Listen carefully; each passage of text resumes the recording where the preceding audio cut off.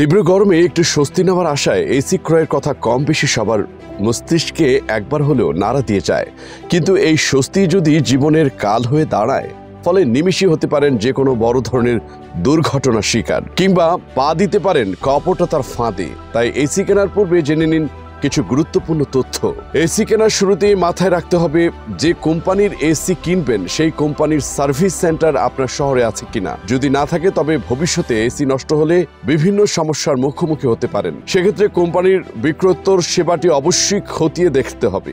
AC কেনার পর যদি কোনো সমস্যা দেখা দেয় তবে সেটি সমাধান করতে কোম্পানি কতটুকু কাজ করবে সেটাও জেনে নেওয়া প্রয়োজন। তারপরে এসি কোম্পানির রিভিউ ও সুনামের দিকে অবশ্যই খেয়াল করতে হবে। মনে রাখবেন, যদি ভালো সার্ভিস দেওয়া কোম্পানি থেকে এসি না কিনে থাকেন তাহলে পরে প্রচুর বাড়তি খরচের আশঙ্কা থেকে যায়। এসি কোম্পানির বিস্তারিত জানার পরে এসির ভেতরকার বর্ণনার উপর আসতে হবে। এসি কেনার আগে প্রথমে জেনে নিন এসি স্লিপড এসি নাকি উইন্ডো এসি। কিন্তু প্রশ্ন শুনলেই অনেকের মাথায় আসবে উইন্ডো এসি কি আর স্লিপড এসি বা কি, কোনটি বা কেনা উচিত হবে। মূলত স্লিপড এসিতে কম্প্রেসার ঘরের বাইরে থাকে বলে মেশিনের আওয়াজ শোনা যায় না। কিন্তু সমস্যা হলো স্লিপড এসির কম্প্রেসার বসানোর জন্য ঘরের দেয়াল ভাঙতে হয়। দেয়াল ভাঙা নিয়ে যদি আপনার কোনো সমস্যা না থাকে তাহলে স্লিপড এসি কিনতে পারেন।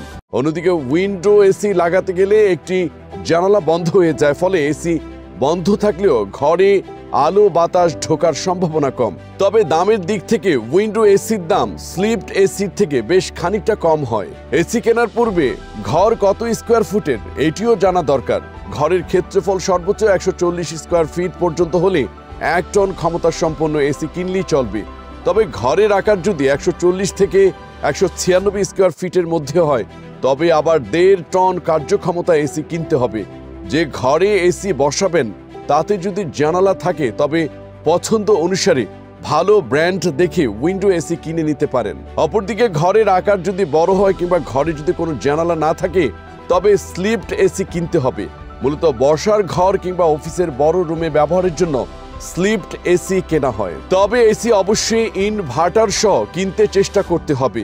ইনভার্টারের এসিতে বিদ্যুৎ বিল সাশ্রয় হয়। তবে বর্তমানে ইনভার্টার এসি বাজারে বেশ জনপ্রিয়তা অর্জন করেছে। ইনভার্টার এসির কম্প্রেসার সবসময় প্রয়োজন মতো ক্যাপাসিটিতে কমে এবং ঘরকে ঠান্ডা রাখে।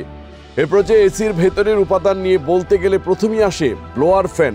এটি এসির একটি অপরিহার্য উপাদান যা আপনার বাড়িতে বাতাস ছড়িয়ে দেয়। যত বড় ব্লোয়ার ফ্যান তত বেশি বাতাস পাওয়া যায়। কন্ডেন্সার কয়েল হলো আরেকটি উপাদান যা ঠান্ডা করার গতি বাড়াতে ব্যবহৃত হয়। এসি এমন হওয়া উচিত যাতে কন্ডেন্সার কয়েলগুলো তাপ বিনিময় করতে পারে এবং এর মাঝে ক্ষয়রোধী বৈশিষ্ট্য থাকে। ফ্যানের মতোই রয়েছে আরেকটি মূল উপাদানের নাম ক্যাপাসিটর। এটি সার্কিট ফেল কিংবা বিচ্ছিন্ন হয়ে গেলে স্ফুলিঙ্গ লাগা থেকে বাঁচাতে সাহায্য করে। পূর্ব আলোচিত সব তথ্য যাচাই বাছাইয়ের পরে এসির ব্র্যান্ড নিয়ে ভাবনা বাড়াতে হবে। সেক্ষেত্রে ইন্টারনেটের যুগে অল্প একটু গবেষণা করেই খুব সহজ কাজ। বিবেচনায় নিজের বাজেটকে গুরুত্ব দিয়ে পছন্দের এসিটিকে কিনে ফেলতে পারবেন।